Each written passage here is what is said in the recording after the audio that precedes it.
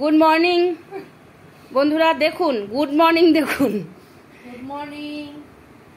এখন বাজে প্রায় 10:30টার কাছাকাছি। না 10টা বাজে গাইস, 10টা বাজে। 10টা বাজে, এখনো এনারা ঘুমাচ্ছেন। এই যে দেখুন, আর আমার মাও শুয়ে আছে। মায়ের কথা বলে লাভ নেই, আমার মা ভীষণ অসুস্থ। একটুখানি ঠাকুরকে বলবেন আমার মাটা যেন সুস্থ হয়ে যায়, খুব অসুস্থ আছে। কালকে এসছে ওনারা আমাদের বাড়িতে। আমার এই মেয়ে, ছোট বোনের মেয়ে, ছোট বোন ওই যে মোবাইল নিয়েই বসে আছে, তাকাইও না আপনাদের দিকে, দেখেছেন? না বন্ধুরা, মা অসুস্থ, কাজে মাকে নিয়ে খুব টানা হেজরা চলেছে, খুব টায়ার্ড আছি, এর জন্য একটুখানি দেরি করে, নাহলে এত দেরি করে ঘুমায়। মিঠু, বুঝতে পেরেছেন? আয় মিঠু।